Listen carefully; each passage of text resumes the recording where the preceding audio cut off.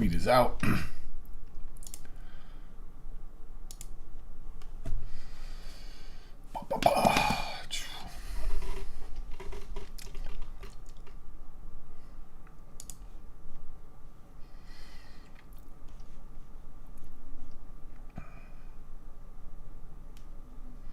Yo, what's up, Rick? You having a good weekend, buddy?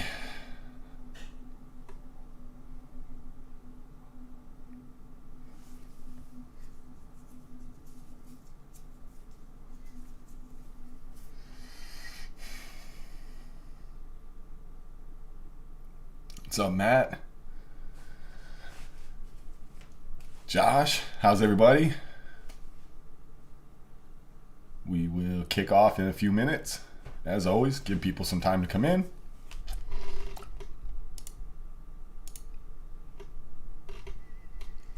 Thank you very much, Rick. I have had a great weekend so far.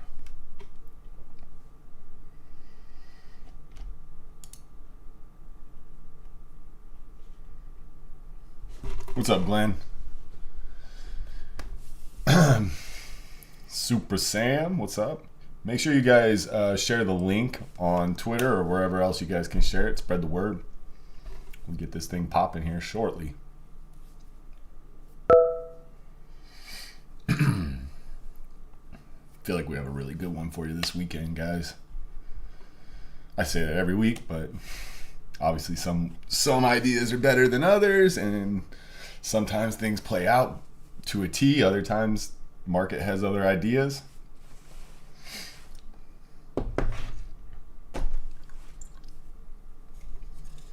What's up, Greg? A little bit of agua.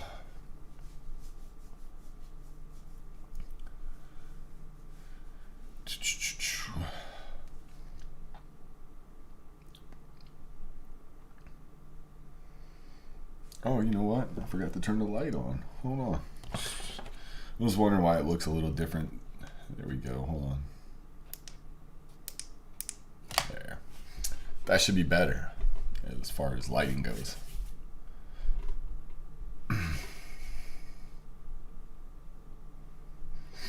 Chilling on Phoenix this week. You mean in Phoenix? Are you down in Phoenix visiting, or? Phoenix probably has some decent weather. Where I'm at, we have some good weather. I'm in shorts and a t-shirt today.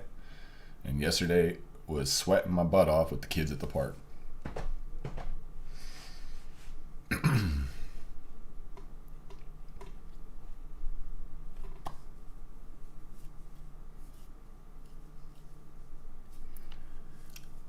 Nice, nice. You got family down there or what? Been to Phoenix a few times when I was younger for skateboarding.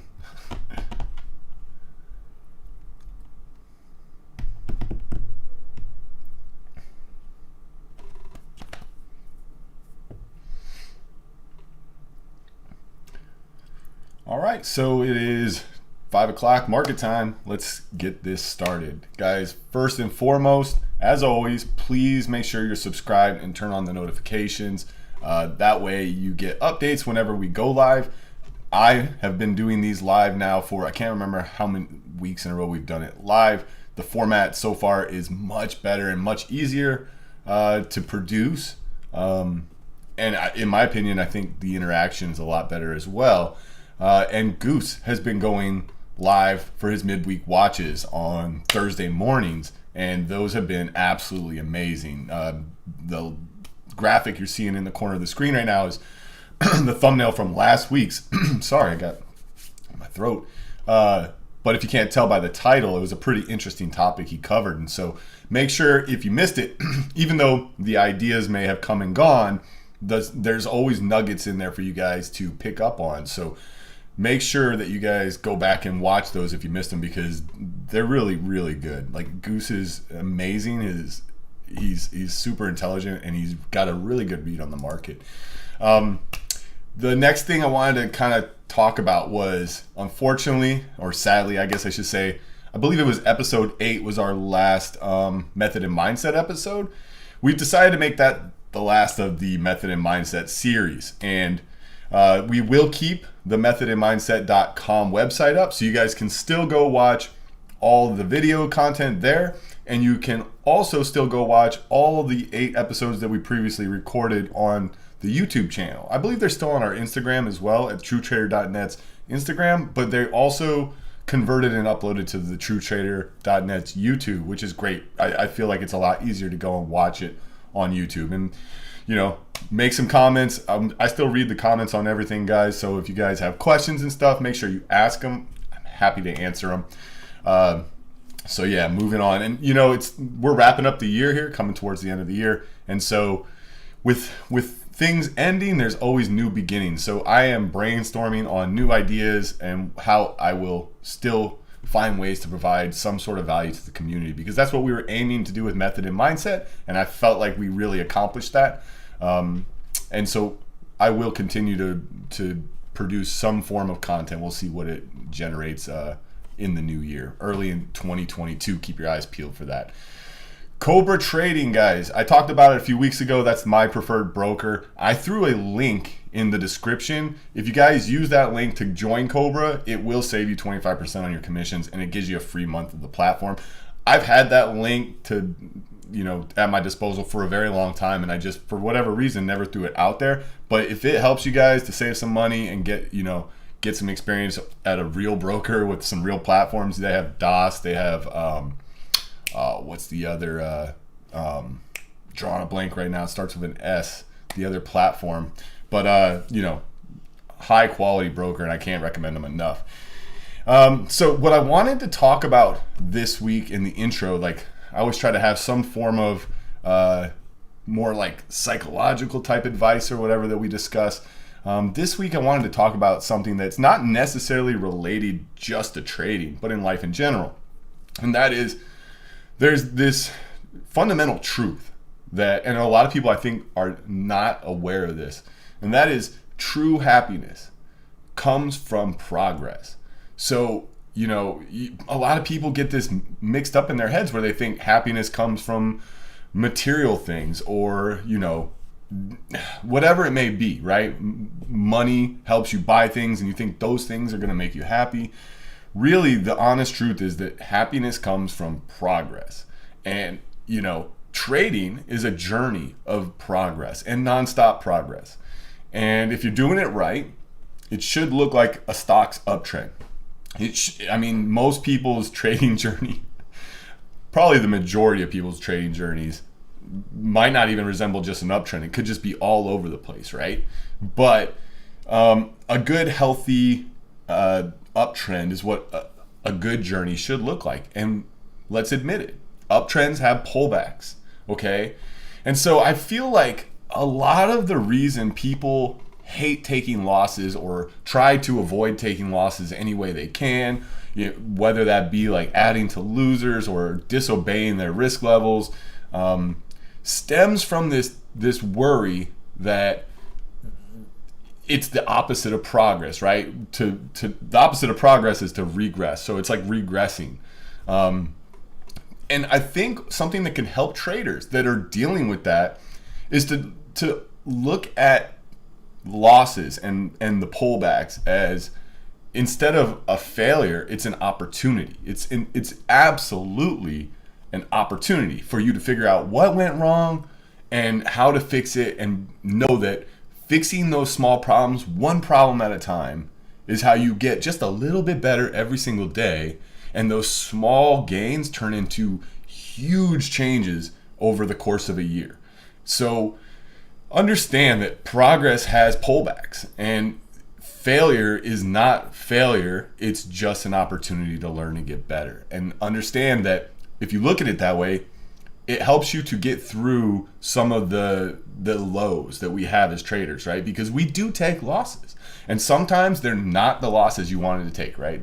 As much as everybody likes to act like they're the perfect trader and all their losses were disciplined losses and they never add to a loser, they always stop out where they're supposed to, I call bullshit.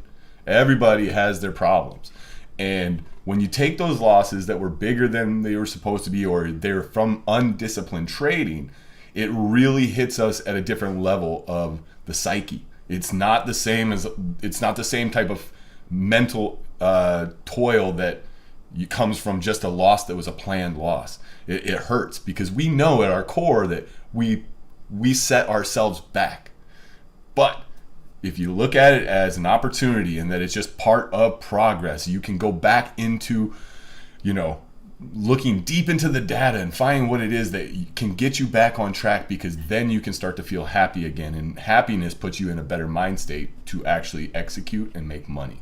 So keep that in mind as you attack this next week and we close out this year, that minor setbacks are just that, and progress is where happiness comes from, guys. It's the journey, it's not the end. And to be honest with you, trading doesn't even have an end point. But that journey, you got to learn to enjoy it. You got to find the happiness in it, and you got to stay centered in your mind state. And so that's what I wanted to talk about, guys. Now we got that out of the way, let's hit up the disclaimer. As always, neither I, True Trader, or any of its representatives are registered as security broker dealers. I'm not a licensed financial advisor. Nothing I talk about today is a solicitation to buy or sell any stocks. Trading's risky. You guys must understand that you have to take on those risks in order to navigate the markets. I'm only able to give you my opinions and how I will personally attack the market this week. So yeah, keep in mind everything we talk about is for entertainment purposes. So let's get into the ideas, guys. As always, here's the broader market. This is the ES. Let's jump into a higher time frame. Nothing's really changed on the monthly since last week's, right? And honestly, I am looking forward to see how we close the monthly candle in December. We won't know that for a little bit longer, but nothing's broken on these higher time frames. We're still fine. Everything looks good up here. And let's zoom in one more notch. We're into the weekly. And again, not too much has changed, except obviously last week's candle was nothing great for the bulls, right? We pushed up to resistance, slammed back down. I was actually really surprised that we went right back to all-time highs. We'll see it when we get into the daily chart. I don't remember if it was Monday or Tuesday or whenever we did it.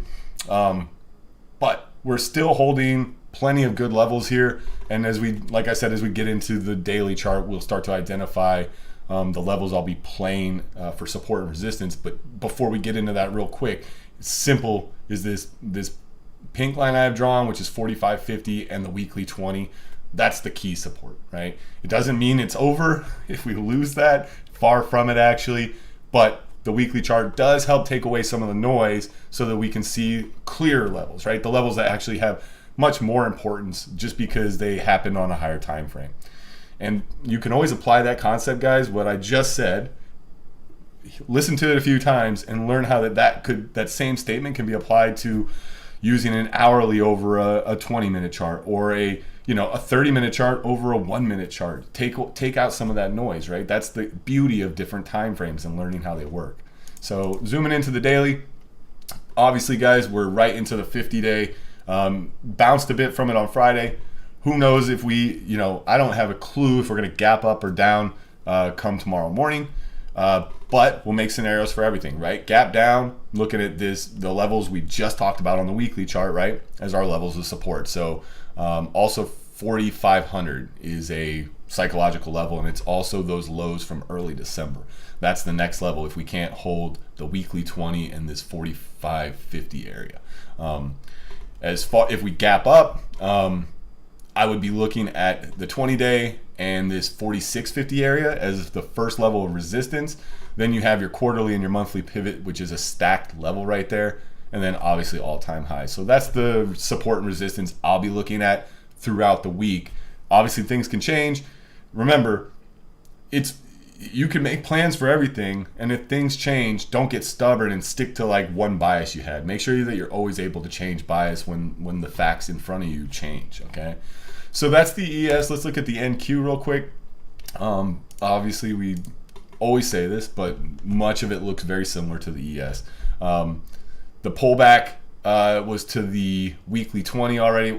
I'm not going to waste time on the monthly on the NQ. It's no different than the ES. Again, this weekly 20 and this, what's the level here? It's 15, let's call it 15.575. We'll call it, let's see, what was the low of this one? 15.5 15,560. I'm going to call it that. That's the level of support I really like. It's also right there at the weekly 20. And so let's get into the daily. And we talked about this last week too in the Sunday prep, was that level, these recent highs. It's like I didn't just draw this pink line today, right? That was on last Sunday's prep. We talked about it. And this is just, it's not about predicting. It's about saying if this, then that. So we said, what did we say? We said if it slams up there, I would think that the sellers show up and there's a lot of resistance. And then it proved it. So when you see something prove itself, then you can start putting some weight into your short ideas. And there were a lot of good short ideas last week. The levels from the major indexes were spot on, and we need to understand what the broader market's doing so we can understand what to go to in our more isolated examples, or I guess singular examples like the equities, right?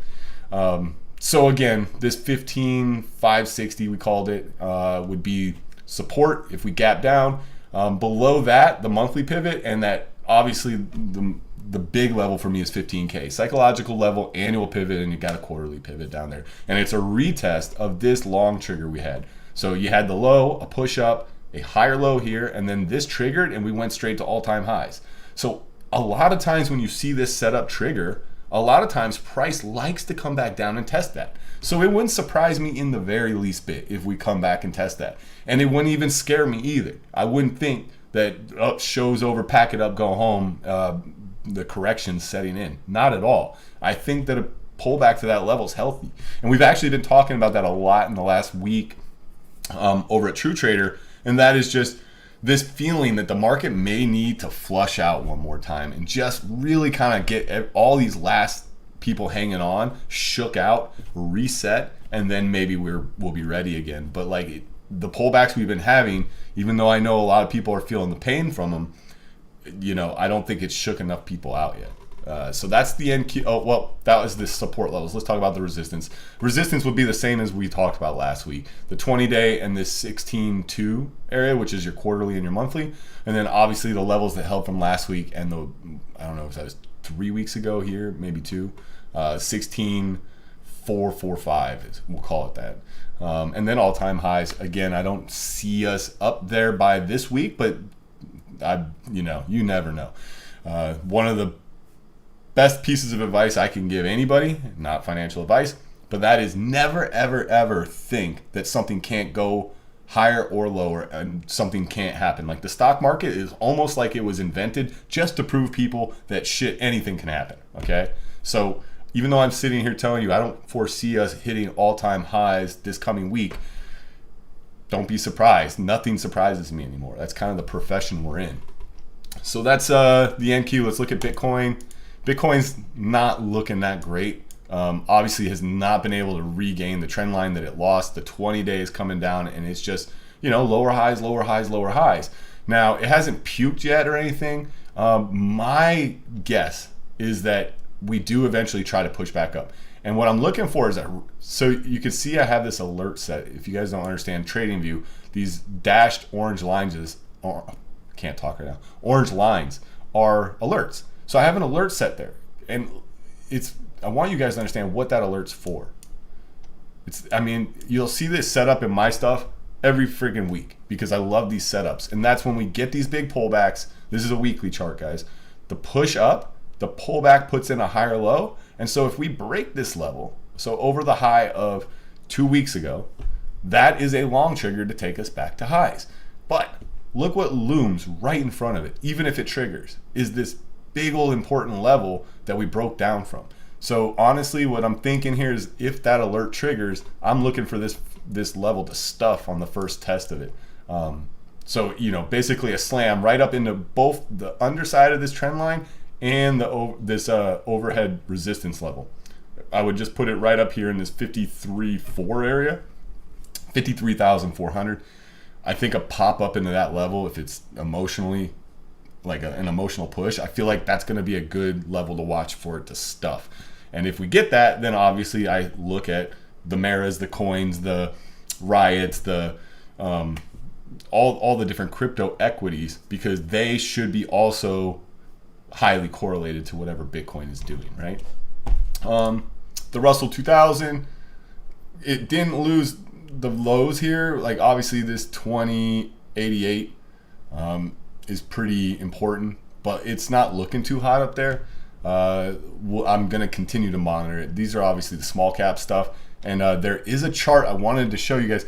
I'm actually calling this the interesting chart of the week. And I may actually throw one of these in there on these Sunday preps from now on. And it is TZA. And look at this.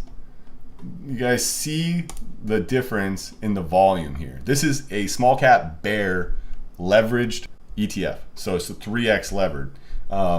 Hopefully, I'm not showing this for you guys to trade it. And honestly, you guys better look into what leveraged ETFs are before you even consider touching them. But what I am noticing is just the crazy amount of volume that's coming in and this really looming long trigger, right? And I just feel like we've pushed off the lows, had a decent pullback right into the 20-day, and we're right back into these important levels. And if it gets going over there, you know, we might be from 32 to 36 in a flash. And I don't trade this, but I want to keep an eye on it because what's going to move this is that Russell 2000 probably breaking down right in the small cap space, things getting heavy and rolling over. Will it happen? I don't know, but I'm keeping an eye on it. Okay, so I just wanted to throw that one in there. Let's see, I made some notes. All right, we're on to the sector analysis part, guys. Let me switch over to the ETFs and we'll go into bar chart and pull up our matrix. And real quick, take a look at some of what's been going on. And obviously, kind of a mixed bag. There's some standouts, right? Healthcare was a standout. And then real estate, utilities, and consumer staples were, you know, the only other ones that were really green, even though they weren't really anything special, right? But I did have some things to point out in terms of how the ETFs look of those sectors, right? So let's see, what was it? XLP is the consumer staples one. And basically what I noted about this, we talked about this one last week, guys, if you remember. And we were talking about, I think it was this candle had already triggered. And here's that setup again. Hopefully you guys are paying attention to these. Pull back from the highs, higher low, and then we trigger. What we talked about last week actually happened, and that was it had some follow through. Now, I like this and think that it could have some follow through, but Friday's candle shows you guys that it is starting to pull back after that big move up. So I wouldn't be even interested in anything in that sector on the long side until we first test some levels of support. And I don't care too much for these pivots up here because there wasn't a lot of price action that occurred there. Obviously you had Tuesday, was this Tuesday's candle here, tested that quarterly and held. So I guess you can make an argument if we come down to 74.74 that may be a level of support, but I'd much rather see it retest the breakout level, okay? XLC, let's see, what's the communications sector? Basically what I noted about this one, and actually a few others, so I'll show you the other ones too after this, but you know, we've really broken down, and even though it looks like it's bouncing right and we're putting in this higher low, there's so much overhang up here that I feel like it's got to get through. And in my opinion, right, there's better charts out there for strength than something like this with all that overhang. And so for me to want to play these sectors on the long side, I'd like to see the ETFs reclaim certain levels and then start looking strong again before I really want to get involved on longs, right? And the other sectors that have similar things going on was XBI, which is the bios. And you can see like we had this really long sideways channel and it lost it. And so until we get back into that channel and start seeing some productive price action, to me, there's nothing there. And the other one was retail. Retail is, I mean, this breakdown has really just come down a lot further than I think people wanted it to. So I feel like at the moment, that doesn't mean things can't change. We could get back above here and start pushing again. But until we do, there's nothing there for me. And in fact, pops back into the underside of the 20-day is going to be right into the underside of the 200 as well. And so I feel like pops back into these levels of resistance now offer pretty good fades for that sector. And let's see, XLK, what was the note I had? Oh, basically, will it bounce from here? And or will it roll over? And the daily chart's not what I was really looking at. It's more of this higher time frame intraday stuff. So you can see this trend line we've been holding. These pullbacks have come to it, but I get this feeling right now that this pop up here may run into some problems. I don't know where. It could be up here at the 20-day. It could be a little bit. We could get through it a little bit, be up into this 173 area. But what I'm looking for is this push up to not really get any legs. And then if we come back, you'll see I have this alert set here. So if we fall back through that level, then I may go into short and pops on anything in this sector. And it's a pretty big sector, right? With a lot of names that also have charts that are setting up. So that's the note I had on that. And XOP, I wanted to talk about a looming long trigger. Let's see. And it's on the weekly, and it's exactly what I've always, it's the setup we were just talking about, okay? Pull back from the highs, push up, higher low. Now, we won't know that's a higher low unless we break 2 weeks ago's highs. And that's why I have an alert set up there. So, you know, back over 104, and I feel like we may get some upside follow through on the oil sector. But remember, anything prior to that is just anticipation. You don't have any confirmation yet until we get back over that 104 level. And that concept of what I just talked about is going to come into play on an idea later, and it will tie in with an idea we had from last week as well. So that's the sector analysis, guys. We're going to get right into the ideas. I have a note for you, and that is a pro tip. Last Friday was quad witching. If you don't know what that is, Google it. But it always produces some pretty crazy end of the day moves and volume. And so one thing I wanted to let you guys know is make sure on the Monday following a quad witching, if you're going through charts on the weekend, right? Like you should be. If you see a stock that had a decent move and the volume was abnormally high, look at the intraday chart and make sure that all that volume didn't just come in the last 5 or 10 minutes of the day. The example I had was DDOG, and that's a nice daily candle, right? It put in a higher low from this candle here, and it's a big old bullish candle. And the volume, if you didn't know what I'm telling you, that volume is screaming like, wow, that's a lot of volume. And then you look at the intraday chart and you realize all that volume was just the last 5 minutes of the day or whatever from the quad witching. And DDOG, if I'm not mistaken, somebody in the chat can correct me if I'm wrong.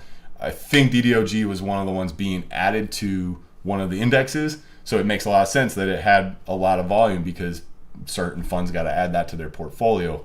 So that was just the pro tip I wanted to throw out there. A lot of people may not understand that, and I'm hoping it keeps people safe if they're looking through charts this week and they're like, whoa, look at the volume that traded, okay? So strong stocks looking for continuation. The first idea is DLTR. And remember I told you there's going to be an idea that ties into what I was just saying as well as an idea from last week. It's this one. So the idea here is that we push over, what's the highs here? 142.16.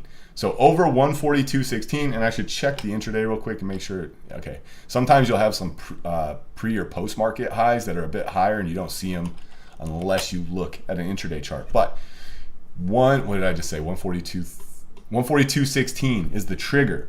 I want to see us trigger, and then I want to look to buy dips because I in a market where a lot of people are concerned and some charts have started to look like trash. If I am trying to get long names, I want them to be names that are strong and the charts are close to the highs, and we have some sort of defined risk. Now, if we don't trigger over that level, it's hands off. There's nothing to do. And the reason I'm pointing that out is because last week's idea was Starbucks, and it was the exact same setup, right? Pull back, higher low, and I said over 117.30-ish or something, right, was the trigger. You can see the alert is still there. You know why? Because it never triggered. And if there's no trigger, there's no trade, right? Everything prior to the confirmation is just anticipation. So, these ideas cannot trigger, and then I have nothing to do with them. And hopefully people that watch these Sunday preps understand that, so they don't, one, try to be front running the idea and getting in, because anybody that's long Starbucks going, Ricky said it was a long, got smoked, right? But there was no trade. It didn't trigger. And so DLTR is the exact same way, guys. I want you guys to understand that. I fully understand that if it rolls over to 130, there may be a bounce trade in it, but that's not the idea that I'm putting out for this week. I want to see strength. And actually, in certain markets, a flush down to 130 looks really, really juicy. But in other markets, like the one we're in now, I don't know if I want to buy 130 flush, because think about what strength should look like and what strength wouldn't look like, right? So a flush down to 130, something's wrong. Why is everybody bailing? Doesn't mean there's not a bounce play. But over 142.16 shows strength. And then I have some confidence and go, look, other people want this. The market may be shit, but DLTR is showing strength. Let me buy dips and join trend. That's how it works. So I wanted to throw that out there. That's the Dollar Tree idea. And the next idea is NUE. And I believe it may have been an idea from last week or maybe the week before. I can't remember. The idea here is 113 for scoops, guys. You see the 20-day and you see the annual pivot right there at 113.14. And I believe it was the intraday had me, yeah, I mean, you can see that level was pretty important on Thursday. And so it's also where we kind of opened up on Friday, and Friday had a nice strong day. So looking for a flush off the open, weakness right back into that pocket, and hopefully get a quick, nice few point bounce off of NUE 113. That's the level I'm looking for. The next idea, MG to the M. MGM Resorts, guys. What did I write down? Where am I at? 4150 to 4160. And where did that idea come from? I love this daily candle. Like, we took out Thursday's lows and then just rallied the whole day and closed right at Thursday's highs, but we took Thursday's highs out, right? So I'm looking for a rollover back into this pivot, and it's also the 20-day down there. And if you look at the intraday price action, let's see. Yeah, you can just see this level. And also, what did I write? No, it wasn't this one I wrote that down on. It was another one. Oh, it was the Coles idea that I have later. Yeah, so 4150 to 4160. And what's the ATR? ATR is $1.85. We closed at 42.30. So it's gonna, the ATR may put us a little bit lower. Again, I don't need to catch a falling knife on it. If it flushes, I have no problem waiting to see if the buyers step in first. But I think that daily candle looks really, really good on MGM. And if you guys have been paying attention, there's a looming long trigger on this on the weekly chart. And I'll just draw it real quick so you guys hopefully start seeing these yourself. Because if you guys start seeing these, you don't need me. So here's your low, here's your higher low. Let me put one more in here to show you the high that we're playing against. It's this. And so over this level here becomes your trigger. Boom. And that should take us back to all-time, or it's not all-time highs, is it? Yeah, no, it's not. But it is 52-week highs. So over that level should take us back to the 52-week highs if it triggers. And if we can get in down here at these lows, again, it's one of those things where you might be able to build into a position, lock in some day trade profits, and then let it work a bit. See if it does want to trigger. If it does trigger, then you have an average from much lower, and you can build in, scale into a swing position and see if you actually get the bigger idea move. So that's MGM. And that's actually all the long ideas this week, guys. The other section I usually do is oversold reversion setups, and there's just nothing out there. And you have to understand, there's a lot of stuff that's trading way at the lows, but they're not oversold in terms of how extreme it's gotten. Hood was the only one I had last week. And again, all it's doing is dripping down. I don't want a drip. I want an emotional flush. So there's nothing out there at the moment that's really standing out in that section for me. So I'm not going to put subpar ideas out there, guys. So moving on to the short ideas, weak stocks looking for continuation. Now here's one. Again, so a lot of these are old names from this list. And I keep those on here because a lot of times I just like to cycle through them and just see, like, are they still weak? And boy, are they all. You know, I can just pick, I could throw a dart at this list and it could have ended up on my Sunday prep. But I am trying to point out some that I think have some sort of uniqueness to them and why I would rather focus on them. One of them is always going to be liquidity. One's going to be range. And AMD obviously has both of those. So AMD is my first idea this week for the shorts.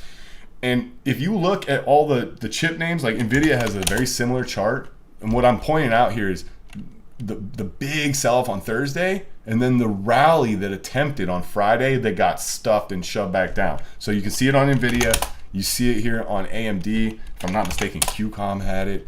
Yeah, QCOM, big sell-off on Thursday. Tried to push on Friday, sold, got smoked. So that sector has this, it tried to rally and it got swatted back down. So what I'm looking at on AMD is a pop for it to try to pop back up to, what's the level I wrote? 146 to 147. You can see the 20-day, you can see, just so much resistance up there. And, it may not get there. And that's the thing I hate. I want to put the extreme levels out there because I don't want to put there's levels I may try trading it into that 141.50 area, which is your quarterly pivot and Friday's highs. I may try to short a pop into that level, and I know that I will have very tight risk on it. Like over Friday's highs, I would stop out and be wrong, and then look to get back in if we do push to that 146 to 147 area. But as far as putting ideas out to the public, I want to give you guys the ideas where if it gets there, I have a high level of conviction. 146 to 147, I have a high level of conviction. 140, 150, even though the quarterly's there and Friday's high, you got to know what you're doing. You can't just be shorting there and then being like, I'm going to add at 147. And then by the time it gets to 147, you're like questioning everything about what your plan was. Like, why am I in this? Why am I down 3, 4, or 5 points? And unrealized negative huge. I should have just, oh my God, shoulda, woulda, coulda. I don't want that. So 146 to 147 is the level I feel comfortable with having conviction. I will watch for 140, 150 to start having some lower highs and possibly be the level where I get in short on AMD. And remember, if you don't want to trade AMD, take your pick at any of the other chip names that have a similar chart and similar levels, all right? The next idea in this section is Boeing. And Boeing, I'm looking for the 20-day 200. 200 is that round psychological level, but I do want to kind of give it possibly up to 203. It has a 7-point range. That should put us right into 200. I just want, in case we do test that quarterly pivot at 202.56, to possibly be able to stay in the trade. If that means stopping out over 200 and re-hitting it again, that's what I got to do. But that 200 to 203 level looks like it's going to offer quite a bit of resistance if we pop up there. So that's the Boeing idea. Next is eBay. eBay's been weak. Let's see, 67.60-ish is what I wrote down. Obviously, very, very no-brainer level. We tested, rolled over. Even got a lower high there, rolled over. It's just been heavy since. We pop back up to that. It might not be Monday. It might not be Tuesday. I don't know when it happens. By the time it happens, I'm thinking the 20-day has drifted down there and has kind of crossed below the 200-day. You don't typically want the 20-day underneath the 200-day. You don't want the price under the 200-day. A lot of traders are looking at these levels. People that were buying this because it tested the 200-day, they may have got bagged. They may be stuck in this. So, pops back up to this level. I think you got a lot of people looking to get out at break even, or, maybe they've been adding to a position and now they're heavier than they wanted to be. They're red on it. So pops back up to those levels should fade. That's the level I want on that one, 67.60-ish. FIGS. This one looks like dirt. You had this big, IPOs were really hot for quite a while. And a lot of the charts looked like this, right? Big old moves off the IPO, went sideways, and you're starting to have a lot of them that look like trash, right? Bros, Figs, Fresh. A lot of them have just come down to new lows, right? I forget some of the other names, but I don't care. So I'm thinking a pop back into this 30 area is going to be really, really juicy for a fade. The 20 days there. 30.77 is the quarterly, and it's also, a retest of pretty much these IPO area levels. So 30 on Figs, I'm looking to fade, guys. And the last idea on this section for the weak stocks looking for continuation, if you guys remember what I said about retail, again, a lot of the retail names look the same. You could pull up charts of M, same thing. JWN. Now M, I think I wouldn't want to short M. Even though it's been a big fade ever since the last earnings, it's still trading above a lot of levels. There's some names out there that look a lot worse than M. JWN, Kohl's, what were some of the others? I mean, there's plenty of them. I think Ross is one. Ross doesn't really trade enough volume for me to like that often. Names like Ross, the only times I really trade those names are on the days they report, because then the volume, the liquidity is there. Kohl's is liquid enough. I'm looking for a pop back into 51. What did I write down? 51, and that's the one I had that note on. So you got the quarterly at 51.11, and also next week's weekly pivot is going to be 51.09. So you'll have stack pivots right there: the 50-day, the 20-day, the weekly 20. Like, there's so much resistance up there on Kohl's that I'm actually really hoping we get that pop right up into 51. That's the fade idea on Kohl's. The last section is the overbought reversion setups, and there is one name on it, and it's PG, Procter & Gamble. Not a name I trade that often, but it's been on watch because of the big move it had up, right? Well, you guys can see what happened on Friday. Push up, new highs, reject, close. That is a bearish candle. That's a very bearish candle. So my thoughts are that this has already begun the backside, and I want to get in on a pop. The idea for me is 159.50. You can see all the resistance up there.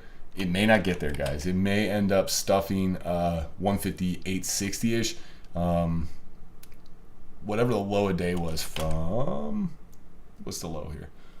158.42 was Thursday's lows, and that's going to put you right into the quarterly pivot. So I may, again, if I start seeing lower highs and it's not getting through that level, I may start there. But 159.50 is what I wrote down is where I would like to get in. We'll see if it can get there. But I really think that is a good level on this name. I don't see this name being able to get further pressure. Now, this is part of that consumer staples sector. If you guys remember, we talked about, oh, that's discretionary. I think it's XLP. Yeah, this has room to come back in, right? So again, this Procter & Gamble, keep an eye on XLP. That is exactly the plan for this coming week.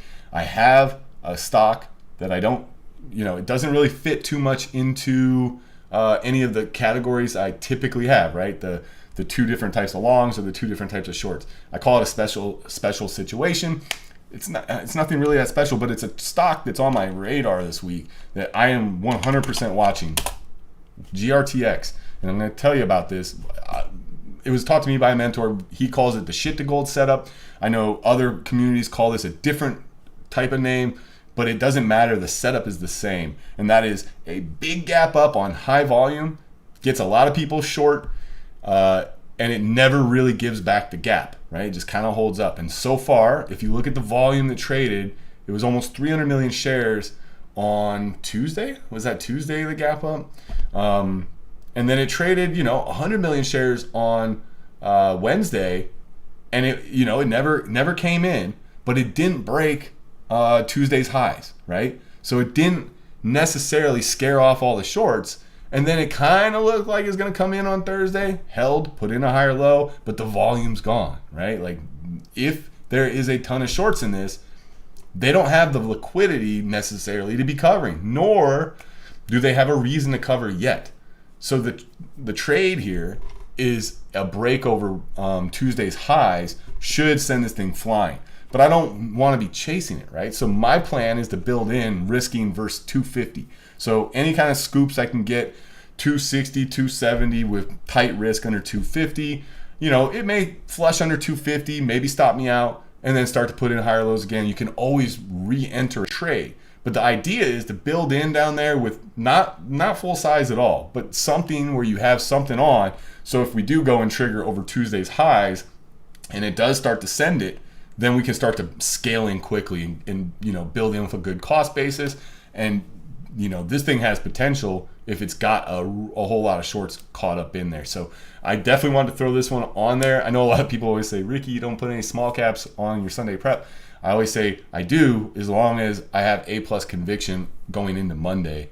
And typically they're not on the long side either. Usually I have ideas that are for shorts. But I would not short this stock with my enemy's money at this point because one, there's just like I don't see the short here, and I see the danger in it. I see the long. So that's the special situation, guys, is GRTX. So keep that one on watch. So I'm gonna quickly go through the chat and see if I can find some of these questions to answer. KH says, what about the Santa rally? Everyone calling 4,800 by end of the year. Listen, this is will we get a Santa rally? I don't know. Here's the thing. Let me go back to my main. We'll pull up the SPY, and let's acknowledge a few things, right? We've pulled back from all-time highs, yes, but we're right up there. So Santa rally, I know what people mean by that, and they're not talking about the indexes. What are they talking about? They're talking about individual stocks. So many individual stocks out there look like trash right now, right? Well, if you want to be long, go find stocks that have good looking charts, because while everything else was getting demolished, some stuff out there still looks good. So if you want to focus your money, your capital into somewhere that obviously everyone else agrees with, then it needs to be charts that look good. Everyone's wondering about a Santa rally because there's a lot of stocks that look like trash. Now, make sure you understand one thing, and that is fund managers, people with hedge funds that charge the 2% commissions and 20% of profits.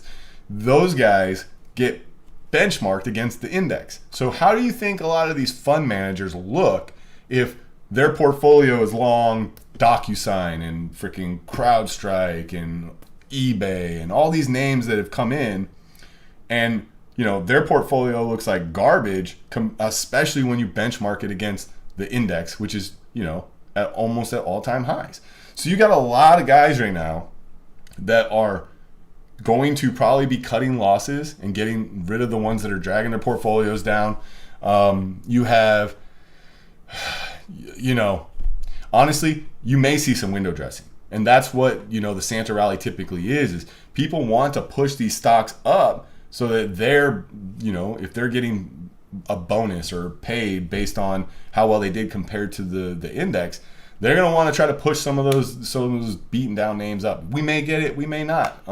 We'll see. I think there's a lot of hedge fund managers out there this year that are going to look really silly when their clients are like, yo, what happened, right? Because if you're a client, really all you know is the S&P. You're like, dude, I could have put my money in the S&P and done way better. And I pay you 2% and 2 and 20, and you didn't do as well as the S&P, right? So keep that in mind when wondering about the Santa rally. So if TIZA goes up, IWM goes down. Yes, I mean, well, if it's more, I would say the other way around, right? If IWM starts to come in, that may send that TIZA ripping. But again, I don't trade that stuff. Quad witching is because there's 4 different things that are happening on that day, right? There are some Fridays, options expiration Fridays that are triple witching, when it's not all 4 things happening at once. Like I said, go Google it.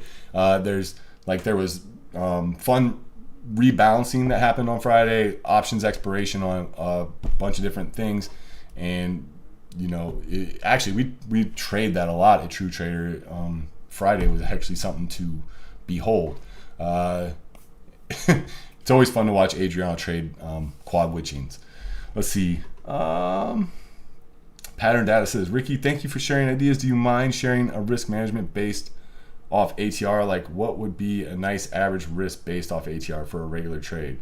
I honestly don't use ATR to set risk. Now, that doesn't mean some people don't, because the concept behind it, the idea of why that's a good idea, is because you should be able to say, look, on an average day, this is what the range is. So, if we get towards that level, now I do use ATR for trades. I just don't use it to set my risk, but I do use it to see when something's getting to a level where I may consider the trade, right? But always keep in mind, ATR is just an average. So if an ATR is 5, that means some days it has a 10-point range and other days it has a 2-point range.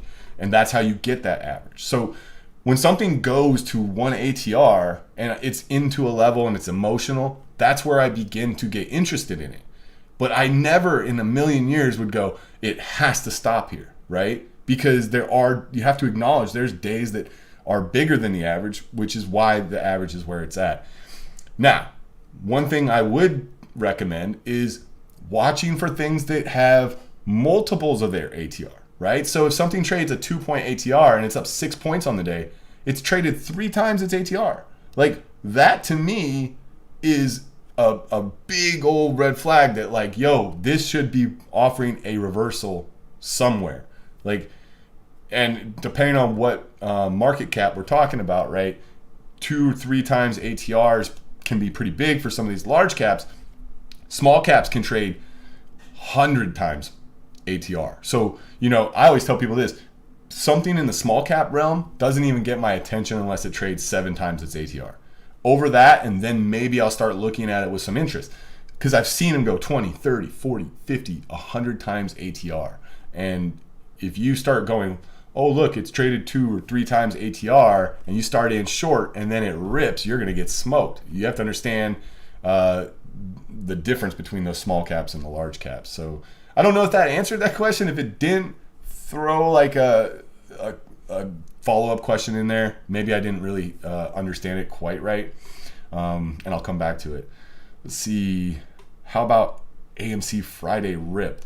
AMC's on my watch every week. I trade it almost every day because it has liquidity and range. So, you don't find a whole lot of $20 stocks with $4 ATR and this kind of liquidity, right? Like, let's first acknowledge that. So this really does present an opportunity every single day. Will it go higher? I don't know, and I don't care. Will it go lower? I don't know, and I don't care. But I am trading it all the time because I love that liquidity and range. You can see, dude, this was on the Sunday prep this week, and this was the level we talked about. Literally missed by 10 cents, maybe 9, because I said 34 was the short, and that was an amazing setup, and I hope a lot of you guys followed that and caught that. Now, the 20 days here, the 200 days here, there's some levels we're coming into. There's some levels of interest on Friday or on Monday. I'll be watching 34 again. I'll be watching 36. There's a million levels above that I'm interested in. If we get to any of those levels in an emotional manner, I'm there for the fade, no doubt about it. If it looks like it's going to be a strong trend day, I may even buy dips and try to get on the long side as well. I actually have longed this a lot last week because the dips were giving big emotional flushes and quick big bounces. So I love this stock. Not like the apes love the stock, but I love the stock. Thoughts on XLE? Exactly the same on as XOP. So you can see the exact same setup is setting up here. You got your pullback, your push up, your higher low possibly. It's not confirmed yet. But if we get back over 57.87, you have your long trigger. But the thing about XLE versus XOP is that we have not breached this longer term. Let me use a monthly chart. You see this long-term trend, right? We haven't breached it yet. If you look at XOP, we have, and we've even like retested it and held, right? So XOP looked a lot better to me, but there's still a lot. I still think XLE looks pretty bullish too. Hopefully that answers that. PG chart looks like Pfizer. Yeah, it does. And Pfizer was spot on last week as well. What do you use for backdating? I tried Trend Spider, but you can only test on one stock at a time, so not great to test a strategy. I think you meant back testing, right? By backdating. I backtest ideas with Spike Heat, and actually, I do it a number of ways. TradingView has the ability. You can create strategies and backtest on TradingView. TradeStation, I use TradeStation as well to backtest ideas. And Spike Heat, which we are now partnered with over at True Trader, they did a webinar this morning, which was great. It's another guy, a trader here in San Diego, who he's a cool dude.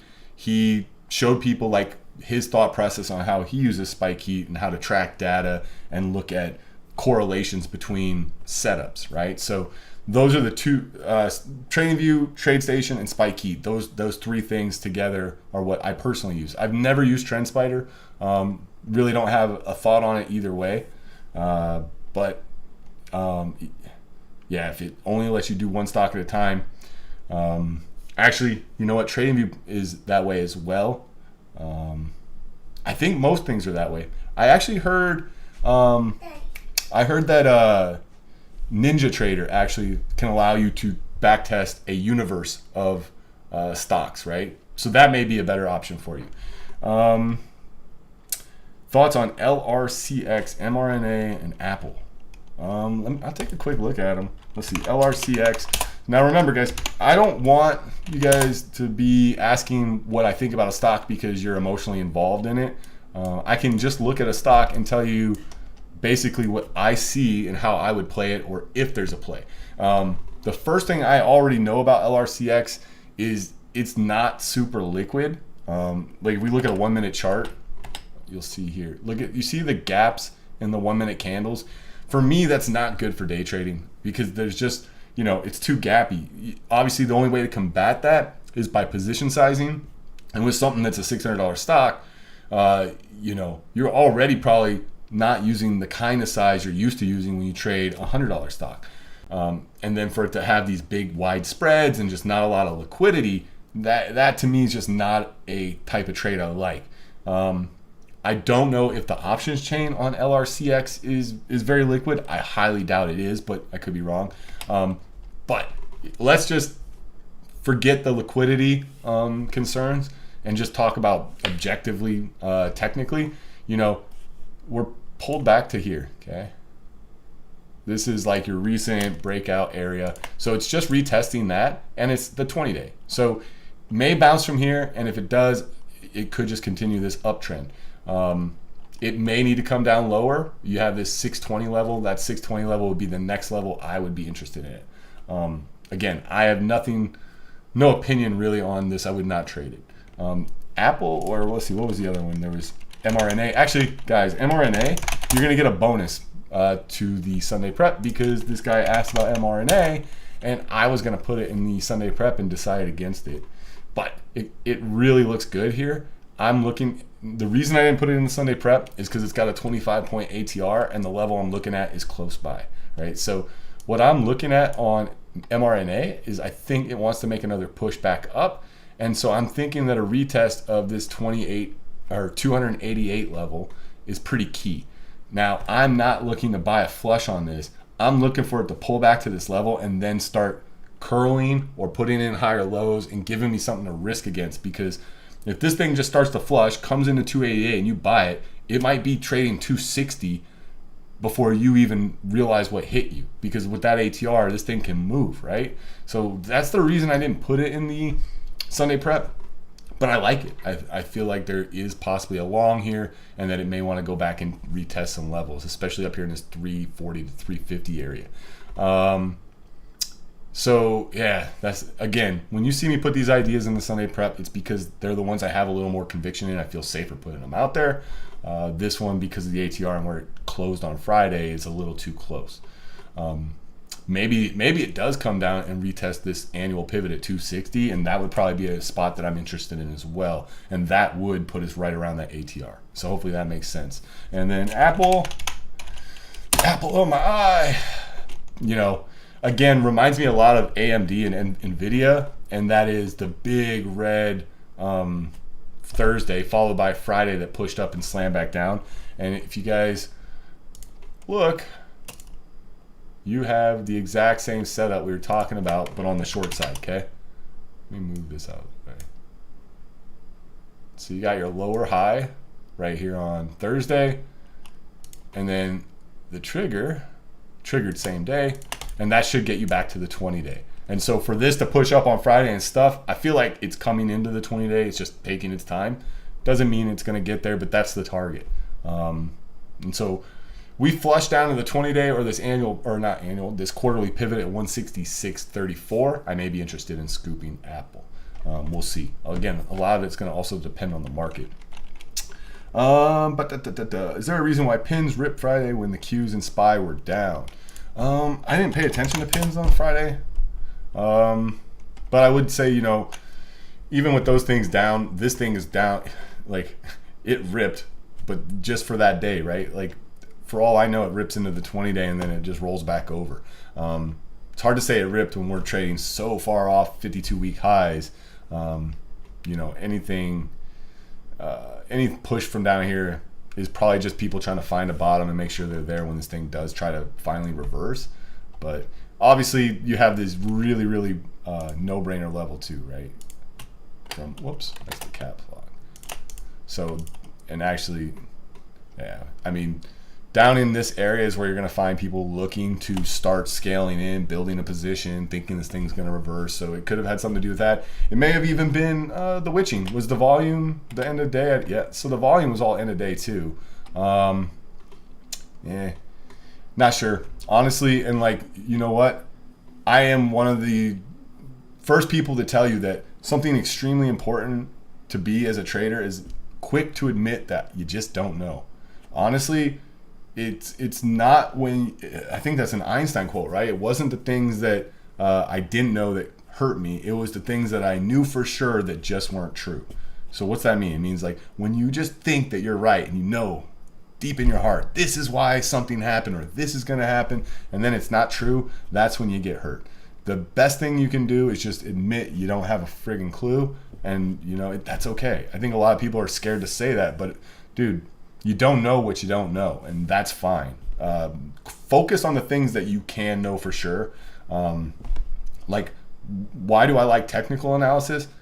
Because it's objective, it's black and white. The price is right there. The price is what the price is, right? It's not like this macro fundamental stuff, which, hedge funds hire these guys that get paid hundreds of millions of dollars to figure out what's causing a stock to move or where a stock's going to be trading at the end of the quarter based on like models that they build, right? And these guys all get paid tons of money, are well financed, they have all the tools in the world at their disposal, and they're always wrong. Like you for every guy that's paid $10 million a year to tell you what this stock's going to do, you can find another asshole paid $10 million a year at a different firm that has the exact opposite idea, right? So that's the kind of stuff where it's like it's so abstract and so unable to be proven that I just don't see a point in saying that I know one way or the other. I'd rather be the guy that's like, I don't know, and that's fine.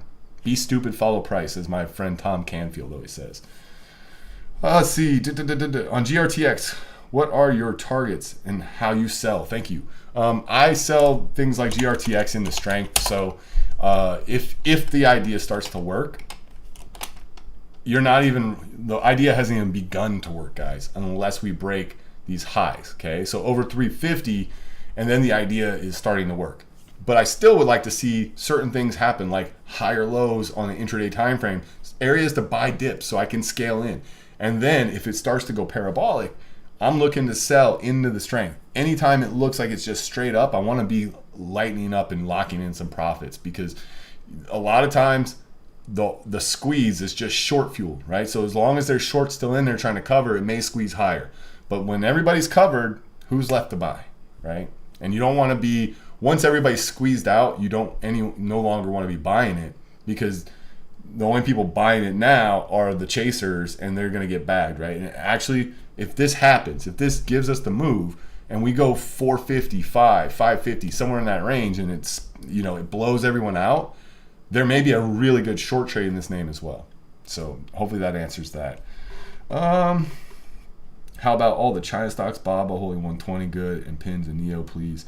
Pinterest I just talked about. Baba, I mean, the China stocks, they're trying to hold on for their dear life. I feel like just somewhere around on the horizon is eventually some sort of good news for that whole sector. And it's, in my opinion, it's going to be something that we don't see coming, right? Who knows if it's a deal between them and us, or I don't know. I really don't. But Baba's way off highs. A lot of these stocks are just exactly like what we've been talking about, right? Like, these are the kinds of stocks that the funds that are holding them are going to have a lot of explaining to do on December 31st when they're benchmarked against the SPY. Let's see. So I'm trying to see if there's any more questions.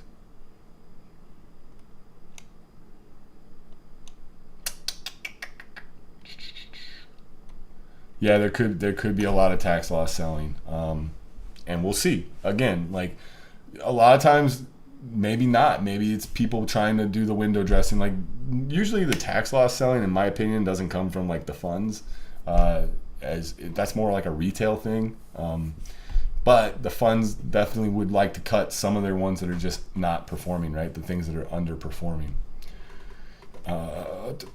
Richard Austin just said AMD. I don't know what that means.